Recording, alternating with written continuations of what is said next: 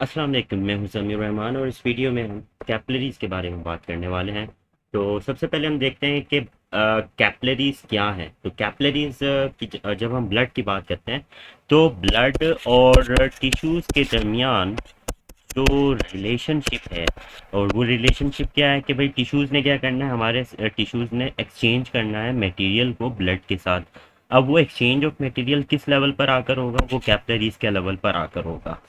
तो जो intimate relationship है टिश्यूज़ का और सर्कुलेटरी सिस्टम का या ब्लड का, वो कैपिलरी पर आकर जो है कैपिलरी लेवल पर आकर पूरा होता है।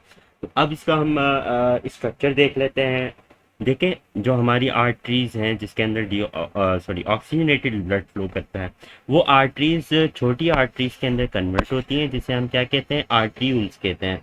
अब आर्ट्रियूल्स जो हैं मजीद छोटी आर्टरीज के अंदर कन्वर्ट होती हैं टिश्यू लेवल पर आकर। जब इनका कांटेक्ट जो है किसके साथ होता है, टिश्यूज के साथ होता है, तो वहां पर आकर इन आर्टरीज ने मजीद छोटे हो जाना है। और मजीद जब छोटे हो जाएंगे तो एक पूरा नेटवर्क बना लेंगी ये छोटी छोटी आर्टरीज मिलकर, जिसे हम कैपिलरी बेड कहेंगे। तो ये कैपिलरीज जो हैं पूरी एक बेड की फॉर्म में होती है, पूरे एक नेटवर्क की फॉर्म में होती है, जिसे हम कैपिलरी बेड कहते हैं। तो ब्लड जो है आर्टरीज में आता है और आर्टरीज से फिर आर्ट्रियूल्स में आता है और आर्ट्रियूल्स से होता हुआ इन कैपिलरी बेड के अंदर आ जाता है और कैपिलरी बेड के हर कैपिलरीज में फैल जाता है। अब चूंकि ये जो कैपिलरीज हैं वो टिश्यू के प्रॉक्सिमिटी में हैं, टिश्यूज के जो है क्लोज प्रेजेंट होती हैं। टिश्यूज के ऊपर कुछ फ्लूइड प्रेजेंट होता है जिसे हम कहते हैं टिश्यू फ्लूइड।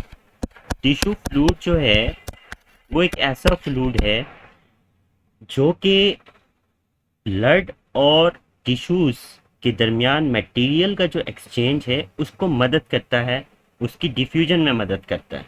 ठीक है।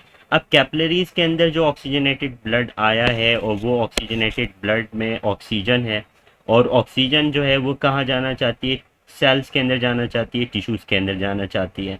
ठीक है।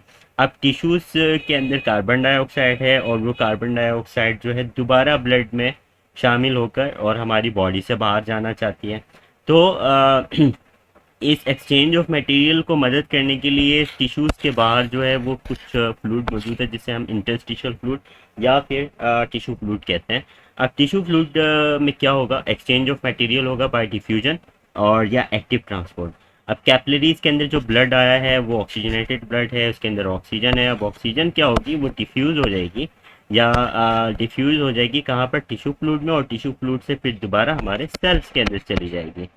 ठीक है। इस तरह से ये एक्सचेंज ऑफ मटेरियल होगा। अब जो कार्बन डाइऑक्साइड है, अब कार्बन डाइऑक्साइड पहले क्या होगा, कार्बन डाइऑक्साइड आ गई किसमें, टिश्यू फ्लूइड में, और टिश्यू फ्लूइड से होती हुई फिर दोबारा ये कैपिलरीज के अंदर चली जाएगी बाय समझा कि आप डिफ्यूजन के जरिए, या एक्टिव ट्रांसपोर्ट भी मटेरियल के एक्सचेंज में इन्वॉल्व होता है। अब इतनी आसानी के साथ जो है वो क्यों किस तरह से जो है डिफ्यूज मटेरियल का एक्सचेंज हो रहा है। अब इतनी आसानी के साथ मटेरियल इस तरह इसलिए एक्सचेंज हो रहा है कैपिलरी लेवल पर, क्योंकि जो कैपिलरीज हैं, कैपिलरीज एक सिंगल एंडोथेलियम सेल्स के लेयर से बनी हुई हैं। इस वजह से डिफ्यूजन या एक्टिव ट्रांसपोर्ट से जो मटेरियल का एक्सचेंज हो रहा है उसके अंदर कोई ज़्यादा रुकावट नहीं आती इनके अंदर, क्योंकि इनकी जो थिकनेस है वो बहुत कम है और मटेरियल आसानी के साथ इसकी मेम्ब्रेन को क्रॉस करता हुआ कैपिलरीज के अंदर भी आ सकता है और कैपिलरीज के बाहर भी जा सकता है। तो जब काम के मटेरियल जो होते हैं जिस तरह ऑक्सीजन है या न्यूट्रिएंट है वो टिश्यू फ्लूइड में शामिल हो जाते हैं, कैपिलरीज की जो वॉल है, दीवारें हैं, उनको क्रॉस करने के बाद, और जो वेस्ट मटेरियल है वो टिश्यू फ्लूइड से निकल कर कैपिलरीज के अंदर आ जाता है और कैपिलरीज से होता हुआ ये हमारी वेन्स में शामिल हो जाता है, और ये वेन्स जो हैं इन मटेरियल को जो है दोबारा सर्कुलेटरी सिस्टम में शामिल करके और अपने अपने ऑर्गन्स तक पहुंचाती है। जैसे कि वेस्ट मटेरियल अगर कैपिलरीज के अंदर आ गया है, ब्लड के अंदर आ गया है, तो वो ब्लड के ज़रिए कहाँ जाएगा, वो जाएगा एक्सक्रीटरी ट्यूब्यूल जो कि हमारी किडनी में मौजूद होती है, और किडनी से फिर वहाँ पर जो है फ़िल्टर हो जाएगा, और फ़िल्टर होने के बाद जो साफ ब्लड वो दोबारा सर्कुलेटरी सिस्टम में शामिल हो जाएगा।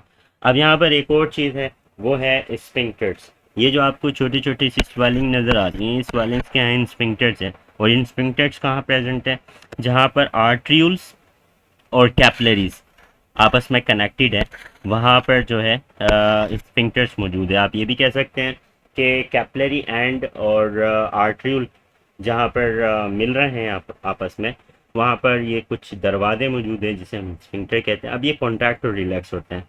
जैसे ही इंस्फिंक्टर रिलैक्स होंगे तो फिर क्या होगा कि ब्लड का फ्लो अलाउ कर दिया जाएगा, कैपिलरीज के अंदर ब्लड का फ्लो जो है वो हो जाएगा, और ब्लड जो है वो किस में आ जाएगा, कैपिलरीज में आ जाएगा। और जैसे ही इंस्फिंक्टर कॉन्ट्रैक्ट होंगे तो कॉन्ट्रैक्ट होने की वजह से जो इनके अंदर एंट्रेंस है ब्लड की वो रुक जाएगी। अब ये दोस्तों वाइट वाइट नज़र आ रहा है, इसका मतलब क्या है, इसके अंदर कोई ब्लड नहीं है। और क्यों, क्योंकि स्फिंक्टर जो है वो कॉन्ट्रैक्ट हैं। तो ये था आज का हमारा टॉपिक।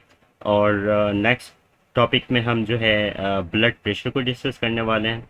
तो बहुत शुक्रिया। अगर कोई क्वेश्चन है तो कमेंट बॉक्स में आप पूछ सकते हैं, और सजेशन भी दे सकते हैं।